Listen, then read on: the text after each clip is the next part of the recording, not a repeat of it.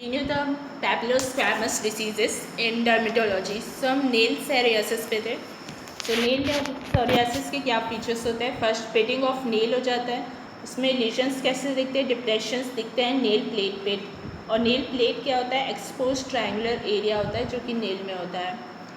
Importance क्या है इसका, मोस्ट कॉमन नेल चेंज होता है ये सोरियासिस में, पेटिंग ऑफ नेल. टाइप्स क्या होते हैं इसके, कोर्स हो सकता है, इरेगुलर या डीप हो सकता है. डिफेक्ट कैसा होता है, प्रॉक्सिमल नेल मैट्रिक्स में मेनली डिफेक्ट होता है.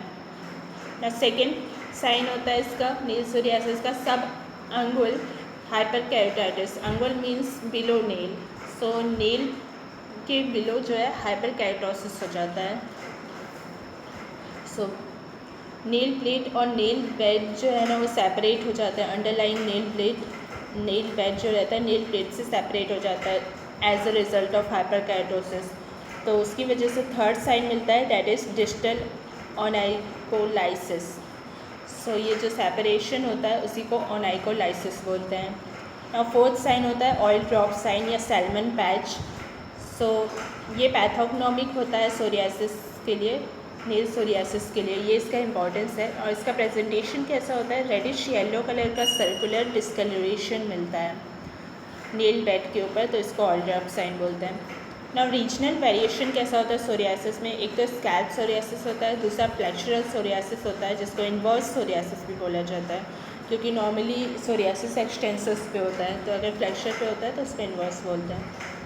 अब हिस्टोपैथोलॉजी कैसी होती है सोरियासिस की, स्ट्रैटम कॉर्नियम जो होता है उसमें हाइपरकेराटोसिस हो जाता है, मतलब उसकी थिकनिंग हो जाती है स्ट्रैटम कॉर्नियम की. सेकेंड पैराकेराटोसिस हो जाता है, यानी कैरेटनाइजेशन इम्पेयर्ड हो जाता है, तो उसमें न्यूक्लियस प्रेजेंट रहता है स्ट्रैटम कॉर्नियम में, जबकि नॉर्मली वो ए न्यूक्लिएट रहता है. देन थर्ड, इसमें स्ट्रैटम कॉर्नियम में न्यूट्रोफिल्स का डिपोजिशन हो जाता है, उसको बोलते हैं मोनोरोस माइक्रो एप्सिस. और स्ट्रैटम ग्रैनुलोसम में क्या चेंजेस आता है, या तो वो एब्सेंट होता है या तो डिक्रीज हो जाता है साइज़ में. ऐसा क्यों होता है, क्योंकि उसकी फॉर्म होने के लिए टाइम ही नहीं मिलता है एपिडर्मल ट्रांजिट टाइम के डिक्रीज होने की वजह से. नाउ स्ट्रैटम स्पाइनोसम में क्या चेंज होता है, एक तो एकैंथोसिस हो जाता है यानी कि उसकी थिकनिंग हो जाती है, दूसरा इसमें न्यूट्रोफिल का डिपोजिशन हो जाता है जिसको बोलते हैं spongiform pustule of Kogoj. Now rete ridges में भी चेंजेस आते हैं, that is projection of epidermis into dermis. So उसमें क्या चेंजेस आते हैं, रेगुलर इलोंगेशन हो जाता है उसका.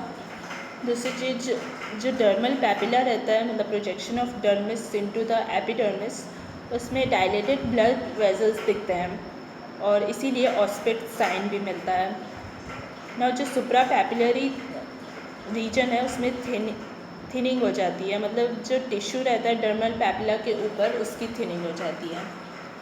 और ट्रीटमेंट ऑप्शंस क्या होता है सोरियासिस के लिए, तीन टाइप के ट्रीटमेंट ऑप्शंस होते हैं, एक टॉपिकल होता है, दूसरा phototherapy and third systemic.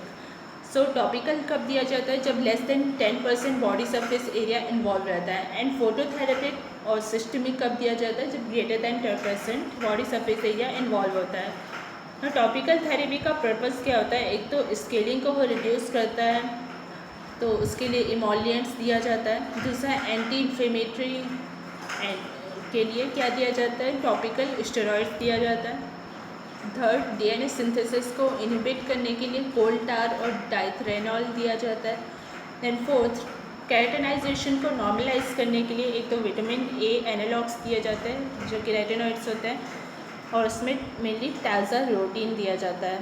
Then second, vitamin D analogues दिया जाता है, उसमें कैल्सीपोट्रायोल दिया जाता है. हम फोटोथेरेपी कैसे करते हैं, इसका मैकेनिज़्म होता है कि एंटी इन्फ्लेमेटरी साइटोकाइंस को बढ़ा देता है ये फोटोथेरेपी, मतलब मेनली इंटरल्यूकिन 10 और इंटरल्यूकिन 13 को बढ़ा देता है. तो इसमें यूज़ किया जाता है NB-UVB का, that is narrow band UV radiations का, UVB रेडिएशंस का, जिसका वेवलेंथ होता है 311 ± 2 नैनोमीटर. और दूसरा PUVA भी यूज़ किया जाता है, that is psoralen plus UVA radiation, और इसका वेवलेंथ होता है 320 to 400 नैनोमीटर. ना इसमें सोरालाइन क्या काम करता है, फोटो सेंसिटाइज़र का काम करता है, जो कि टॉपिकल और सिस्टमिक दोनों दिया जा सकता है. और फोटो सेंसिटाइज़र का काम क्या होता है कि वो रेस के पेनिट्रेशन को ना बेटर करता है, इसलिए इसको ऐड किया जाता है जिससे कि बेटर रिजल्ट्स मिले.